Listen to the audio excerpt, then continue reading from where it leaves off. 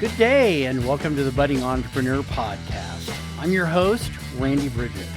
In each episode, we dive into practical business strategies that you can put to work in your business right away. We also focus on inspiring stories from leaders who are shaking and making things happen in their industry. It's all about giving you the tools and insights to take you and your business to the next level. So get comfortable and let's jump right in. All right. We are on episode 172 of the podcast. Today is Friday, November 8th, 2024. This episode is going to be really kind of fun because we're going to break into some different things. I've been talking each month about a particular topic and doing something across a quarter, but we're going to make some changes today, and we're going to do something that's going to maybe provide you with a little bit more helpful everyday concepts of what's going through as part of being in business. So we're going to be doing a lot of client-customer engagement today. We're really going to focus on that. We're going to look at how all of that wraps together. We're going to have a quote from a great gentleman that I know, Michael Walker, and we're going to be talking today about a book that is very valuable in your journey for client and customer engagement. Today's quote does come from Michael G. Walker. He said, "Clients don't just want to be heard, they want to be understood. True excitement happens when we take the time to truly listen and respond." And that's key for a lot of pieces of everything we go through when we're working with customers, when we're working with clients, and we want to be able to do something that is in complete alignment with what they want. And so this is one good way to do it. Focus exclusively on the client interaction. And in fact, this particular episode is going to be titled "Keeping Clients Engaged and Loyal Through Real Connections." We're looking into the business strategies here as a whole concept, but I first want to talk a little bit about where we're going through the end of the year. As we step into November and December, we're going to make a shift by tackling some of the most common roadblocks that new and growing businesses run into. These are challenges that come up time and time again for entrepreneurs looking to get their footing, especially as they work to balance building something that's lasting, navigating the unexpected twists and turns that come with running a business, especially when the pressure is on to perform. We've talked about the quote a little bit, and so now what we're going to do is dive more into this whole idea of keeping your clients around for the long haul. You know, in the hustle of getting new clients, we often forget that there's real gold in the relationships that we already have. Because of the nurturing process that you go through when you're working with clients, they become the clients that you want to see succeed while they begin to know you and continue trusting you and seeing you succeed. While I'm looking at this, I want to do something we haven't done in a while, and that's looking at books that service the topic that we're talking about. And in this case, Mike Walker did a book. It was entitled "Exceptional Experience: Creating a Business Your Customers Will Love." Looking at the different chapters of everything, I want to kind of go through and give you the chapter titles so you kind of get a sense of exactly where he runs with this book. And this is a gentleman that's been doing customer engagement, customer experiences, however you call it. He's been doing it for, 20 some odd years. In his book, After the Introduction, Chapter 1, Introduction to Client Services, What It Is and What It Isn't. Chapter 2, From Prospect to Advocate, Crafting a Memorable Client Journey. And that's a topic that we'll be talking about sometime in the near future, but the idea of the client journey, we've discussed it in the past. We're going to go a little deeper in a couple of weeks. Chapter 3, Engineering Happiness, Creating an Exceptional Experience. Chapter 4, Balancing Heart and Data, client relationship management. Nothing can be managed if it can't be measured. And that's something to kind of keep in your mind as you're going through your business. Always make sure you're able to measure what it is that you're trying to improve. Chapter 5 is on unlocking loyalty with your client. Chapter 6, mastering customer service, training, and development. And then Chapter 7 is additional resources and review. This is a great book. It's not super long. The last section of it is resources, and that starts on page 103 of the book. You can get it in Kindle, which is what I did.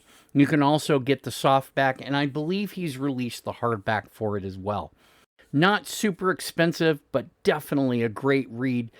If nothing else, it gives you an opportunity to take a look at your client experience that you've developed and make a process of moving through that. And we'll be talking more about that later on today. Our first topic is why retention matters more than you think. It starts with keeping everything leveraged, being efficient. You're not always in chase mode, burning time and money just to find new clients. Instead, you're building on what's already working. In my case, I have one client that's been with me since 2005, and another one has been with me since 2016. And both of them, even though I started working in one aspect of dealing with business, have continued working with me through other aspects. If I just looked at what I was focusing on, I would lose the ability to go back and see what I've done. But by keeping these clients on file, keeping them on topic with what I'm doing and managing this process long term, it provides me great value. And here's the thing about your loyal clients, especially these long-term clients. They become walking billboards. If they've had a great experience with you, they're going to talk about it with everyone. They share their stories with their friends, their colleagues, and anyone else who might need your services. They're willing to do this and more than happy to. Plus, long-term clients give stability to your business, and that's something money can't buy. You're not riding the roller coaster of ups and downs because you've got a steady stream of work from people who believe in what you do. Now let's talk about what drives clients away. If we get real about what sends your clients running, ignoring this stuff is going to be risky, so you want to definitely listen up. One of the top reasons clients leave: communication or lack thereof. If your clients don't hear from you, they start wondering if you're even invested in their success.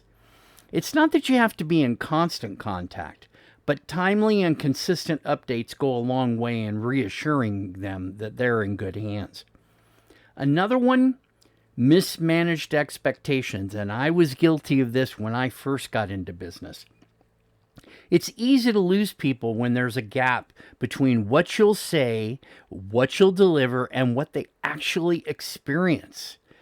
And when that happens, it kills trust. I don't know how many times I've had businesses that I work with for years, and then they blow it out of the water, they lose it, they just, what they promised never delivers. And I walk away very dissatisfied about the process because I've invested in them in a long term. And the longer you've been investing in somebody, the more it stings when things aren't exactly what they say. If a client's not clear on the value you bring, or they feel you're under-delivering, it's only a matter of time before they move on. This is especially true for service-based businesses, professional or otherwise, where the trust factor is everything. So you might be asking yourself, how do I keep my customers and clients engaged and feeling valued? Well, I don't think it's complicated, but I can tell you that it does take intention. Intent can make all of the difference in whether you're successful or if you continue to grow or don't grow. So number one, be present and open, right? Reach out with a purpose. Maybe it's just a small call, a quick email, or a call-in report. Being there and showing you're proactive is very powerful. Clients like knowing they're not just another number. So a personal note or a progress update can really stand out. I've seen a lot of cases where clients look at me and they say, wow, I didn't realize we were making that much progress on this. And it's like, well, yeah, you don't see it from the outside. So it's my job to give you the focus from the inside. Now, imagine they never have to wonder if you're still focused on them because you're consistently showing it. In that kind of a case, it's going to be very easy to keep them moving forward with you and not get sidestepped by another company from the outside stepping in and going, well, they're not really doing everything. I've lost contracts because of that. Number 2, deliver unexpected value. Now, this is where you can really shine. Providing an extra resource, maybe sending a quick, here's what I'm noticing email, or simply thanking them for their trust. All these things show clients that they're appreciated. Think of it as a way to show that you're invested in their journey and not just their dollars.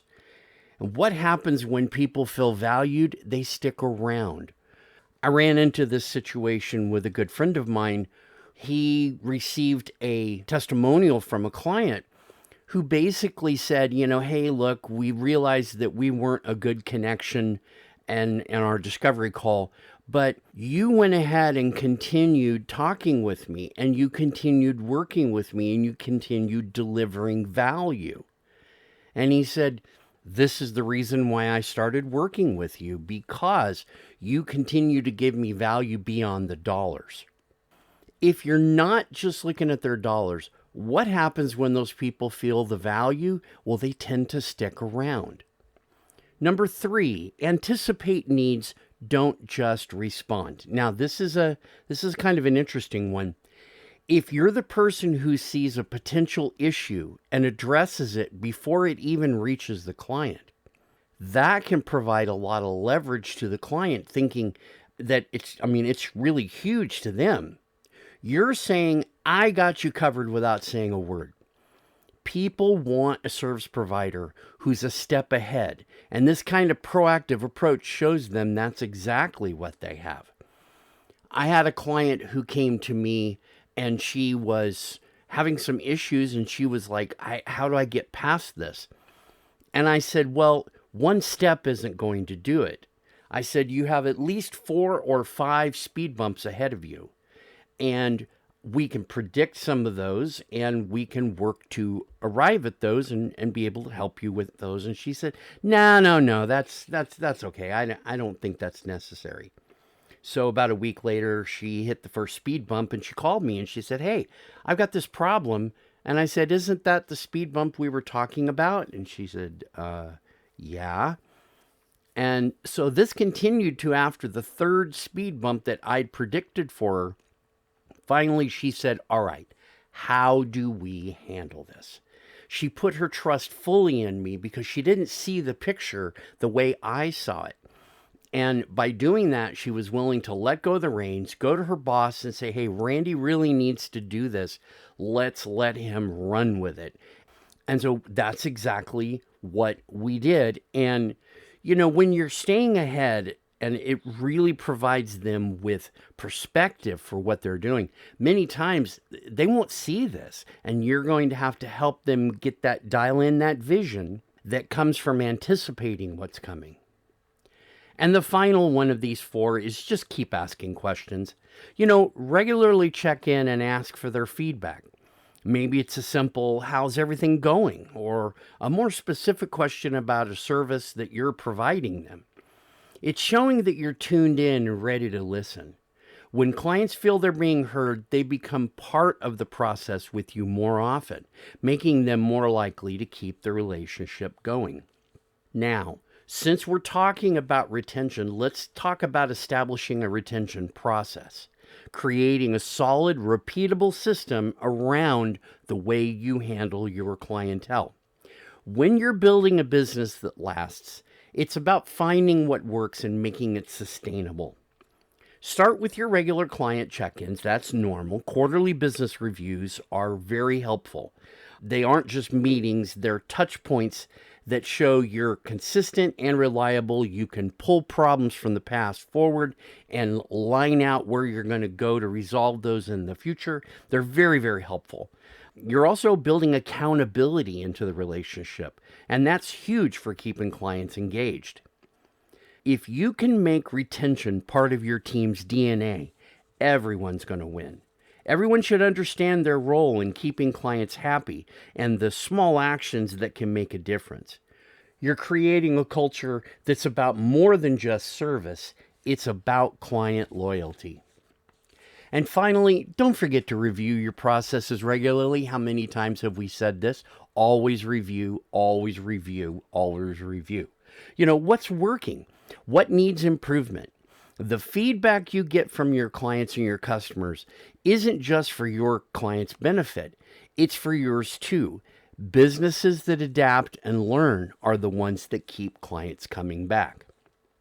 Let me share a quick story to lock this concept in. We've already pulled a couple, but I really want to focus on this. I worked with a client about a year ago who was pouring everything into acquiring new business and wasn't spending nearly enough time keeping his existing clients engaged. Over time, I noticed that he'd been building a churn rate, right? That inevitable loss of clients and customers when your eye falls away from building the relationship. He told me it made it feel like he was running on a hamster wheel because he was constantly bringing clients in only to watch them leave, and the clients that he had that he was keeping with were not really developing at the same time. We worked on this. We built in a plan on purpose to be able to get that attention to his client retention, and everything changed within a month. He started reaching out more. He got proactive about adding value, and he made it a priority to listen and improve. Guess what? Not only did his churn rate drop, but he started seeing more referrals, more repeat business, and a whole lot less stress. What did this do for him? It cut his overall cost by about 30%, and it increased his new client pull by about 40%. Now, this is not small numbers we're talking about here. When you see the power of retention, it can stabilize your business and it amplifies your impact without having to constantly look for new leads. So I hope today's episode got you thinking about how to keep your clients that you've already worked hard to get, to keep them for a longer period of time. Building these types of relationships isn't just a nice to have. It's a powerful strategy for business growth. If you start putting even one or two of these ideas into action, I promise you'll see the impact. That's it for this episode. I hope you picked up some valuable insights and maybe even sparked a few new ideas. If you want to keep the conversation going or maybe even explore partnerships, don't hesitate to reach out. And hey, don't forget to subscribe, leave a review, and share this with someone who needs to hear it. The steps you take today could be the start of something big tomorrow. For the budding entrepreneur, I wish you the best in your health, your wealth, your business, your family, everything about you. Take care, and we'll see you back here next week.